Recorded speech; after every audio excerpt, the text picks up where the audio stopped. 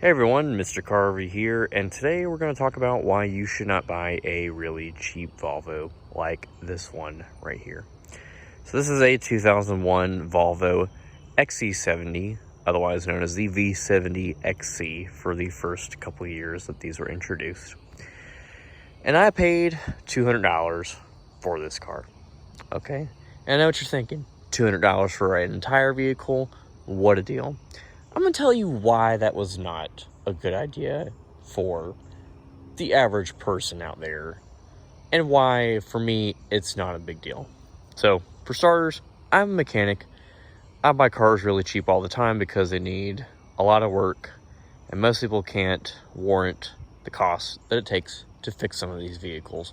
So, I buy these really cheap. I fix them up. They're good for me, okay? Plain and simple. I'm going to show you what $200 buys you with one of these. So, first of all, well, it's supposed to be a turn signal there, and there isn't a turn signal. Okay, from a basic perspective, one would see that this is a pretty decent car, and mechanically, it's pretty decent. But I'm going to show you why it was so cheap. So, for starters, the original owner decided to flex seal the sunroof. Okay? Flex seal the sunroof. Sunroof was leaking.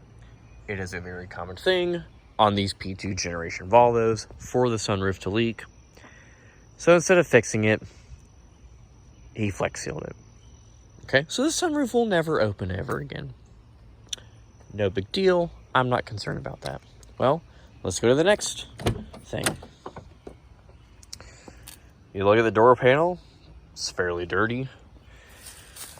Oh, okay. The driver's seat's kind of, whatever. And then you look at the steering wheel and you're like, okay, it's not too bad.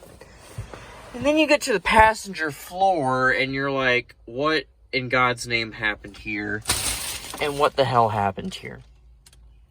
I don't know what kind of life this thing lived before I got it, but it didn't seem to be a pretty decent one. The rest of the interior, though, headliner's good shape, got a stain back there. Otherwise, not really much else to see.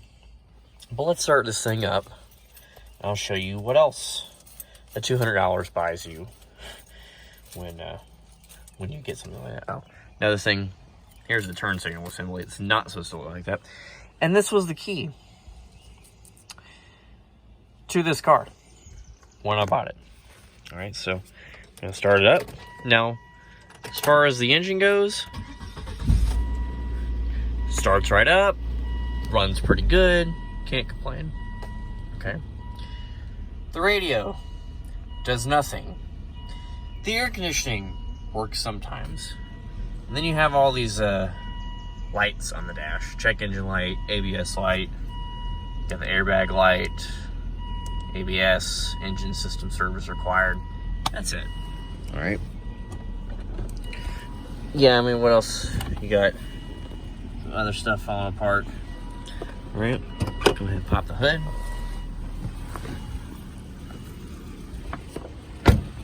So these first gen XC70s started off with a 2.4 5-cylinder, and then later went to a 2.5. Nothing really bad about under the hood here, except that these transmissions are garbage. All 2001, 2002 Volvos, if they're automatics, probably going to need a transmission at some point if you don't take care of it. Otherwise, you can hear, sounds pretty decent, nothing too crazy. And it does run and drive. It just doesn't run and drive up to daily driver standards. So, otherwise, I've driven it here and there, and it's pretty quiet. But again, for $200, if you really expect something to run and drive like this, you'd be thoroughly surprised. So, anyways, all those things that I showed you are not common on these cars. It does seem like these XC70s get abused more than most other P2 Volvos. I'm not really sure why, because I really like these things. I like the way that they drive. They're not the best looking cars, but then again, Volvos are not really known for being beautiful. So, aside from that, the only thing that I plan to do with this is to get rid of it and scrap it, because this car is so far gone.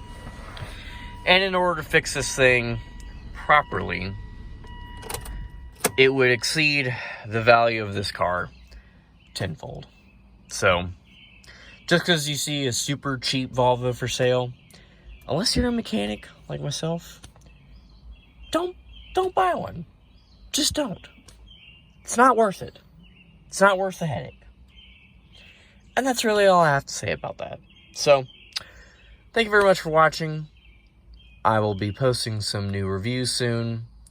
Otherwise, we've just been really posting out the shorts here recently. And that's really about all that I have going on. So, thank you very much for watching. I will talk to you guys soon. Oh, there's a nice little bug. Anyways, Mr. Car Review, thank you.